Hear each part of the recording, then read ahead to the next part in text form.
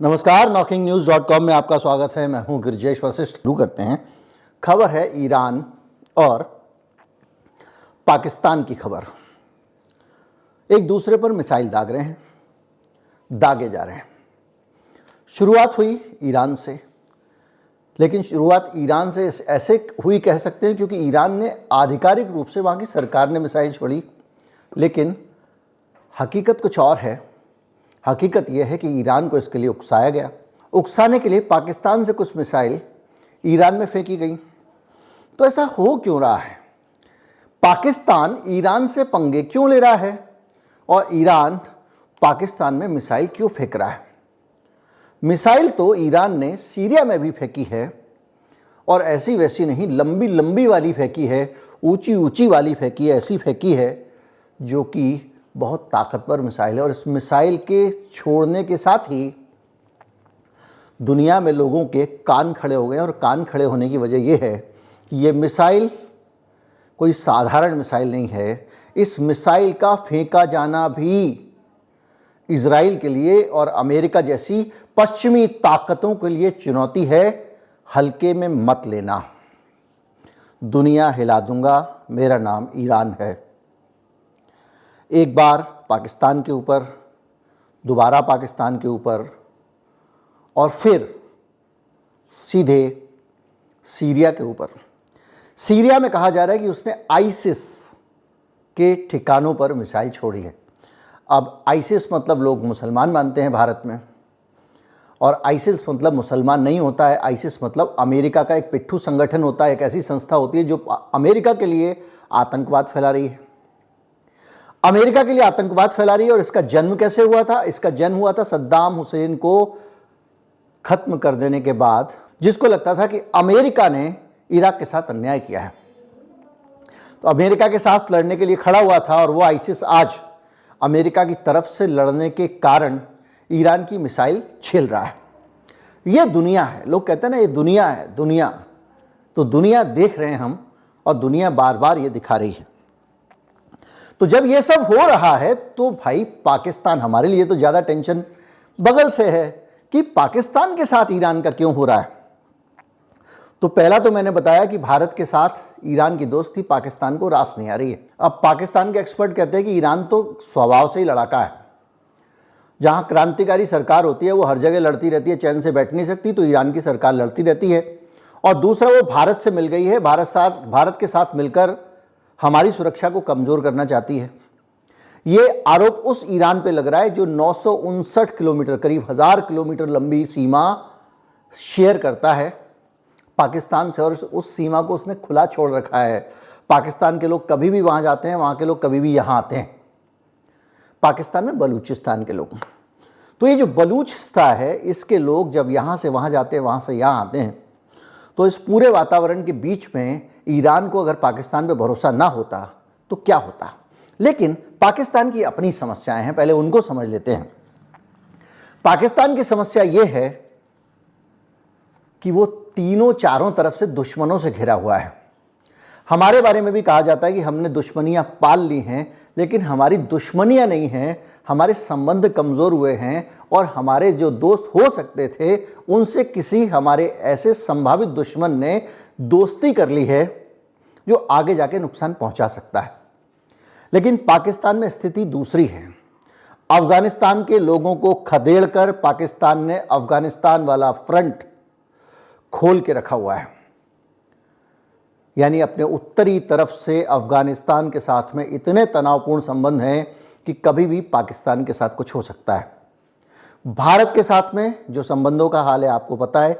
यहाँ की सरकार कभी भी पाकिस्तान से अच्छे संबंध बनाना नहीं चाहेगी, भले उससे कितना भी फ़ायदा हो रहा हो, क्योंकि यहाँ पे पॉलिटिकल फ़ायदा किसी भी पार्टी के लिए देश से बड़ी अपनी जीत होती है। अब बचता है एक और सीमा पाकिस्तान की, और वो सीमा है ईरान की। अब ईरान में भी क्लेश खड़ा हो गया है। तो आदमी के लिए तो मौज ही मौज है, हर तरफ लड़ने के लिए है। तमाम हथियार और पैसा वो देश के लोगों पर टैक्स लगा लगा के ले सकते हैं। लेकिन पाकिस्तान के लोग इसमें तनाव में हैं।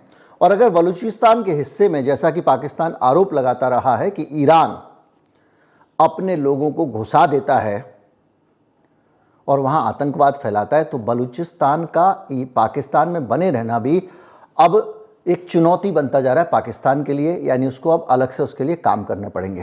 लेकिन ये जो युद्ध हो रहा है, चाबार पोर्ट वाला मैंने आपको मामला बताया था कि भारत के साथ संबंध अच्छे हो रहे हैं, अगर इस जगह पे चीज़ें ठीक ठाक चलती हैं तो भारत कैसे रूस तक अपनी पहुंच बना लेगा, पूरा डिटेल वीडियो है। लेकिन अगर यहां पे तनाव होता है बलूचिस्तान में, तो चीन को जो पूरा रास्ता मिल रहा है यहां से जाने का, वो पूरा का पूरा रास्ता चीन का छिन जाएगा। कैसे छिन जाएगा? क्योंकि चीन अपनी एक रेल लाइन बना रहा है, वहीं से पाकिस्तान के बलूचिस्तान के अंदर से होते हुए, और अगर ये इलाका अशांत रहता है तो चीन की दिक्कत हो सकती है। तो चीन क्या चाहेगा कि उसका दोस्त ईरान टेंशन ना बढ़ाए। फिर भी टेंशन हो रही है, तो क्यों हो रही है इसको अगर आपको समझना है तो आपको समझना पड़ेगा ईरान की स्थिति। ईरान की जो अंतर्राष्ट्रीय स्थिति है वो क्या है। इजराइल में जो कुछ हो रहा है उसके पीछे ईरान का एक बहुत बड़ा रोल बताया जाता है।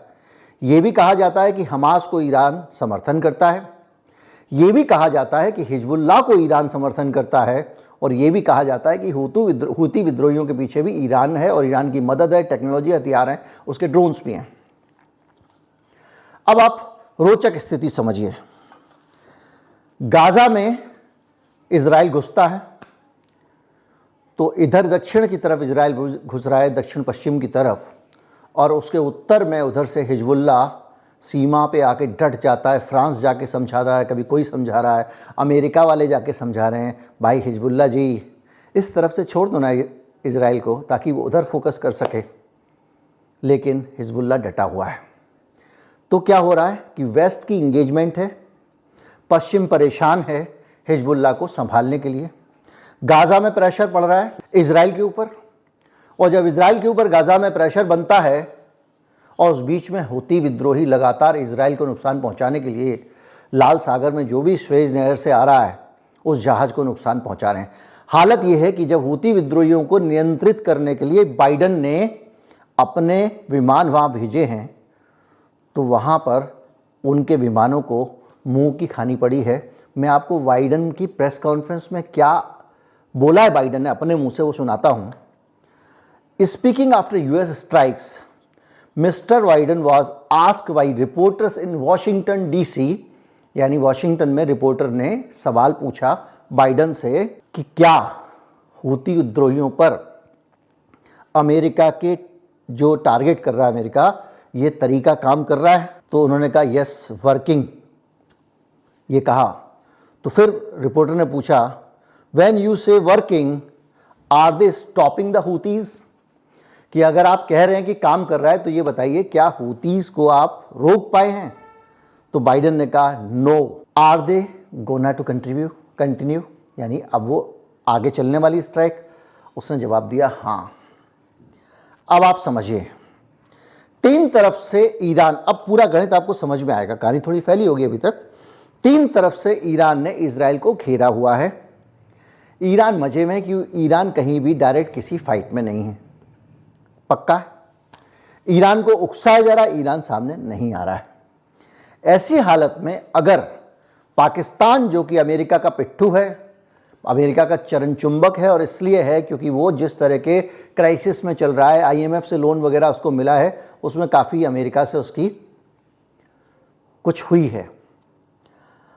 अब एक बफर एरिया, हमारे पावा साहब कहते हैं, पाकिस्तान की सीमा पर भी अमेरिका बनाना चाहता है, और एक बफर एरिया इधर भी बनाना चाहता है बलूचिस्तान की तरफ। तो ऐसी हालत में अगर पाकिस्तान ईरान से पंगा लेता है, और इस फ्रंट पर, चूंकि पाकिस्तान न्यूक्लियर पावर भी है, ईरान के लोगों को, देखिए हो सकता है कि आप कहेंगे यहाँ पे भी सैनिक भेज देंगे, उसमें क्या है, लेकिन जो स्ट्रेटजी प्लान करने वाले अधिकारी होते हैं वो तो गिनती के ही होते हैं। तो अगर यहाँ पर तनाव बढ़ता है बलूचिस्तान वाली पाकिस्तान की सीमा पे, और ईरान को 1000 किलोमीटर लंबी सीमा पर अपनी गतिविधियां बना के रखनी पड़ती हैं, नज़र रखनी पड़ती है, एक्टिविटीज़ में शामिल होना पड़ता है, और यहाँ थोड़ा सा एस्केलेट होता है मामला, तो ऐसी स्थिति में ईरान का ध्यान उन ऑपरेशन से हटेगा जिन ऑपरेशंस के कारण इजराइल परेशान है, अमेरिका परेशान है, फ्रांस परेशान है और जितने भी चंगू मंगू हैं वो परेशान है। यहां की परेशानी कहा जाता है कि इसलिए बढ़ी क्योंकि अमेरिका यूक्रेन को लेकर परेशान था।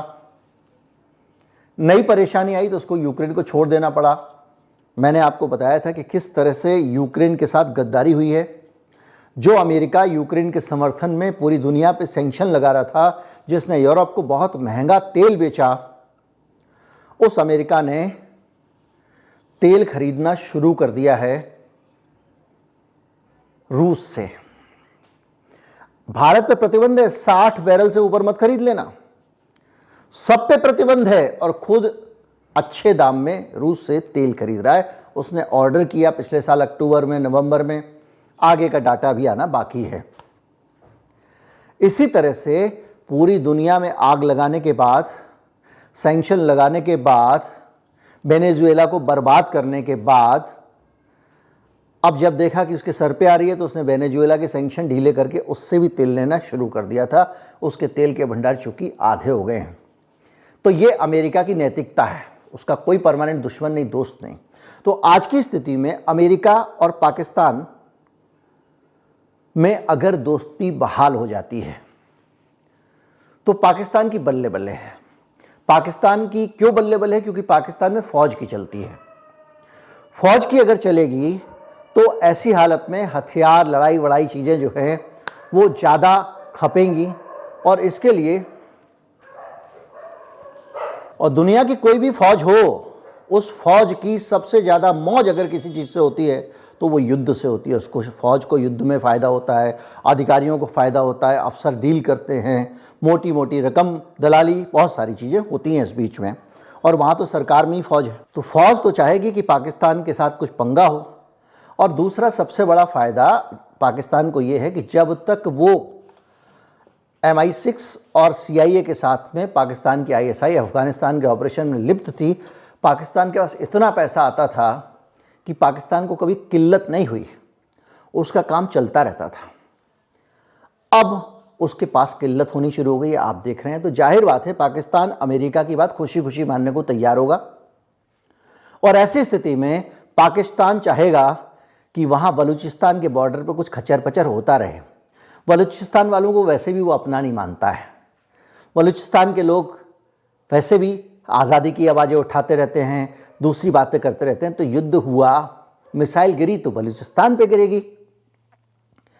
तो पाकिस्तान इस तरह से इस तनाव को बढ़ाना चाहता है और इसके पीछे पाकिस्तान को अमेरिका मदद कर रहा है, क्योंकि अगर पाकिस्तान से ईरान का तनाव बढ़ता है तो ईरान का ध्यान इधर आएगा और ईरान ने जैसे 3 तरफ से 4 तरफ से वहाँ घेर रखा है उनको, वहाँ पर थोड़ी सी राहत पश्चिमी ताकतों को मिल जाएगी और इजराइल को वहाँ से निकालने में मदद मिल जाएगी। अभी तो ये इस साजिश में लगे हैं, किसी तरह से समझा रहे हैं, कोशिश कर रहे हैं कि वो अपने बंधकों को छोड़ दें इजराइल के, उसके बाद ये जो चाहें करें गज़ा में, फिर सारी अंतर्राष्ट्रीय फोर्सेस चली जाएंगी। हमास इस बात को जानता है, इसलिए वो कह रहा है कि ना। तो अब पूरे अरब देश जो है एक समझौता लेकर आ रहे हैं जिसके तहत वो कह रहे हैं कि अब फ़िलिस्तीन को आज़ाद देश बनाओ। आपकी जानकारी के लिए बता दूं, फ़िलिस्तीन आज़ाद देश होते हुए भी, एक देश होते हुए भी आज़ाद देश नहीं है, क्योंकि इसकी तमाम सारी व्यवस्थाओं पे इजराइल ने कब्ज़ा किया हुआ है। एक स्वायत्त देश नहीं है वो। तो ऐसी हालत में ये बहुत ज़्यादा उलझी हुई एक कैसेट है। उम्मीद करता हूँ कि आप इस पूरी सिचुएशन को समझे होंगे और ये सिचुएशन बहुत ज़्यादा उलझी हुई है। और अगर इस पूरी कहानी को समझने के बाद आप निचोड़ निकालें तो निचोड़ ये निकलता है कि पाकिस्तान को अमेरिका शय दे रहा है कि तू ईरान से पंगा ले, ईरान से पंगा लेगा तो ईरान तुझसे भिड़ेगा, ईरान तुझसे भिड़ेगा तो ईरान जो दूसरी तरफ के ऑपरेशंस में लगा हुआ है, हूती विद्रोहियों के समर्थन में, हिजबुल्लाह के समर्थन में, हमास के समर्थन में, वहाँ से इजराइल का फोकस पाकिस्तान वाले बॉर्डर पे आएगा।